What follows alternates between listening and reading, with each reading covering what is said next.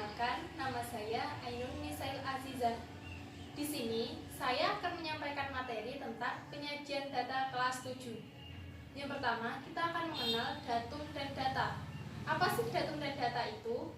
Datum adalah sekumpulan informasi yang diperoleh dari suatu kejadian, objek, atau narasumber. Datum berupa angka, lambang, atau sifat. Sedangkan data adalah sekumpulan dari datum. Contohnya seperti di samping. Angka 10, 17, 18, 20, 19, dan 15 adalah datum.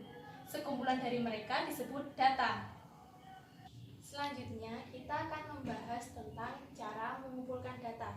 Ada 3 cara dalam mengumpulkan data. Yang pertama yaitu dengan cara wawancara atau interview, yaitu cara mengumpulkan data dengan menanyai langsung kepada narasumber. Contoh data dalam wawancara yaitu data tentang suatu keadaan atau kondisi satu keluarga yang terkena dampak banjir. Kita bisa langsung ke sana dan menanyainya secara langsung. Yang berikutnya adalah kuesioner atau angket, yaitu cara mengumpulkan data dengan mengirim daftar pertanyaan kepada narasumber. Contohnya adalah data kuesioner tentang ekstrakurikuler yang disukai dan tidak disukai oleh siswa. Yang ketiga yaitu dengan cara observasi atau pengamatan. Mengumpulkan data dengan cara mengamati objek secara langsung. Contohnya mengumpulkan data tentang daftar tinggi badan dan berat badan siswa dalam satu kelas. Kita bisa langsung melakukan pengamatan dan pengukuran kepada siswa dalam satu kelas. Kalau tadi tentang cara pengumpulan data, sekarang kita akan membahas datanya. Data di sini dibagi menjadi 2. Yang pertama, data primer dan data sekunder. Kita akan membahas terlebih dahulu tentang data primer. Data primer adalah data yang diperoleh langsung dari sumber utamanya. Contohnya, data keluarga dengan cara melakukan wawancara, data ekstrakurikuler yang disukai dan tidak disukai dengan memberikan angket, dan data tinggi badan dan berat badan siswa dengan cara observasi. Yang kedua, kita akan membahas tentang data sekunder. Data sekunder adalah data yang diperoleh secara tidak langsung. Contoh data sekunder adalah data jumlah siswa SMP dalam satu kota yang diperoleh dari Dinas Pendidikan. Next, penyajian data. Apa sih penyajian data itu? Data yang hanya berupa angka akan susah dipahami, oleh karena itu disajikan dalam berbagai bentuk. Yang pertama, kita akan membahas dalam bentuk tabel. Di sini saya mempunyai contoh tabel nilai dan frekuensi.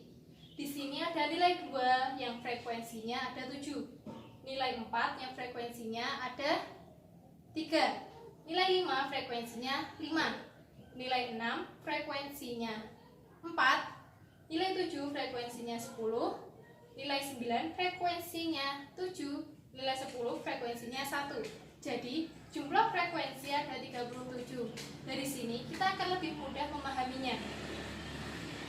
Penyajian data yang kedua adalah dalam bentuk piktogram. Apa sih piktogram itu? Piktogram adalah penyajian data dalam bentuk gambar. Di sini saya memberikan contoh seperti di samping. Di sini ada tingkat pendidikan dan jumlah siswanya.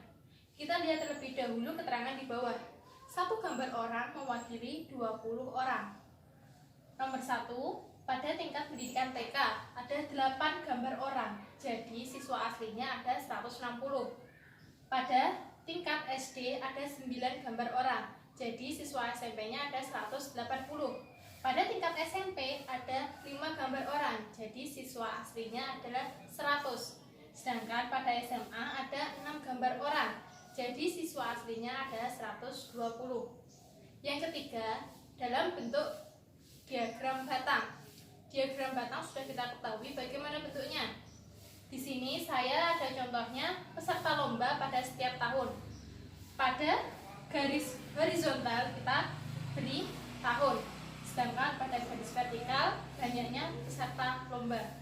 Dari sini kita akan memahami dan lebih mudah. Yang keempat yaitu diagram garis. Diagram garis digunakan untuk menunjukkan naik turunnya agar bisa dilihat perubahannya. Contohnya seperti di samping, hampir sama seperti diagram batang, tetapi di sini hanya menggunakan garis. Yang terakhir yaitu dengan diagram lingkaran. Di sini saya memberikan dua contoh diagram lingkaran. Ada yang memakai persen dan ada yang memakai derajat. Jika yang memakai persen, jumlah untuk satu lingkaran berjumlah 100%. Sedangkan jika memakai derajat, satu lingkaran berjumlah 360 derajat. Di sini saya sudah selesai menyampaikan materi. Kurang lebihnya saya mohon maaf. Wassalamualaikum warahmatullahi wabarakatuh.